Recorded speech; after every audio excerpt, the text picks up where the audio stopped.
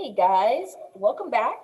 Today you're going to be getting notes on how to do conversions through customary measurements, okay? You have been given a star chart in your Schoology folder. You should be referencing that. If you're able to print it out, it's probably better to do that so that way you can have it next to you, or if not, just have it open up in another screen so that way you can refer to the conversion units that we're going to be using. All right, guys, I'm going to go ahead and share my screen so we can see what we need to do to be able to convert between units of customary measurement. All right, there we go. My paper is folded in half because I have notes for you on another type of measurement that we will be doing tomorrow. But let's go ahead and look at for today. How to solve problems using customary measurement. Well, when we're solving with measurement, it's good to set up a proportion. A wand chart, if you're familiar with that, is also a good idea. So that way that you're able to see relationships that you're solving for. So here are notes. Set up a wand. Write the conversion from the star chart in the original section, the O, the original section. Put new information in the new section of the wand chart. Okay, find a common scale factor and then solve. So let's look at our first example using this, okay? They want us to solve for 9 feet. They want to know how many inches that is. So in our original information, we're going to look at our star chart and we're going to look for feet to inches. Feet to inches. It says that 1 foot equals 12 inches. So I'm going to put that in there. 1 foot equals 12 inches, okay? The other information that I have 9 feet. So I'm going to put that there. So what's missing is my actual answer, my conversion. Now, I'm going to see what scale factor I can find to be able to solve for that missing information. If you notice, whenever I start out with a 1, I can easily multiply by that same number. In order to get from 1 to 9, I can multiply by 9. If I look on the side, I can do the same thing. I can multiply by 12 to get this. 1 times 12 gives me 12. So I can either do times 9 or times 12 to get my answer. So let's do times 9. 1 times 9 is 9. I'm going to do 12 times 9 to get my answer. Do my scratch work over here. 9 times 2 is 18. Carry my 1. 9 times 1 is 9 plus 1 is 10. So I have 108, but that's not my answer.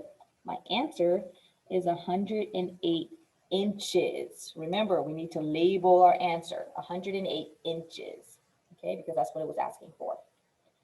All right, let's try another one. Ooh, double wand charts. Let's see what's going on. The hostess makes 5 gallons of tea to serve at a restaurant. The tea is served in 2-quart pitchers.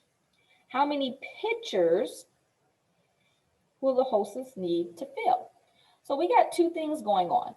We first have to figure out how many gallons are in quarts. Then from there, we need to know how many pitchers we can fill up with those quarts. Seems like a lot of work, but it's not. Let's look at the first part. Let's deal with the gallons to quarts. It says that 1 gallon is 4 quarts. Let's go ahead and check that information on our star chart. I see gallons. 1 gallon equals 4 quarts. So we're good on that. It says that I have 5 gallons. So I'm going to put that 5 in here. Okay. Because I have a 1, I know I can just multiply by that number. 1 times 5 is 5. So I'm going to do the same thing to the bottom. 4 times 5 is 20. So we have 20 quarts, okay? Now, let's go back to our question. The tea is served in 2-quart pitchers. How many pitchers will the hostess need to fill? So I have how many quarts to a pitcher? 2 quarts to a pitcher. 2 quarts to 1 pitcher. How many quarts do we have? Well, if I come back up here, it says I have 20 quarts from out of those gallons. So I'm going to put 20 here. All right, I need to find a relationship. If I look this way, 2 times what will give me 20? 2 times 10.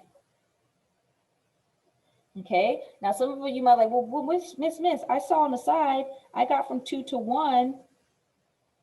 If I divide it by 2, I got 1. That is true.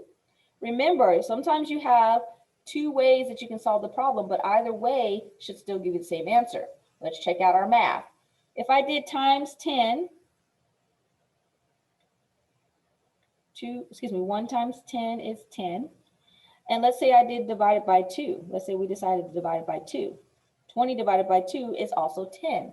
So we still got the same answer no matter which way we went. So back to our question, how many pitchers will the hostess need to fill? She will need to fill 10 pitchers. Remember, I need to label my answer. All right, ladies and gentlemen, that is converting with customary measurement. You have some practice to do on your own. Remember to use either a proportion or the wand chart to be able to solve, or another method that you find that is helpful for setting up proportions. All right, guys, we'll see you tomorrow.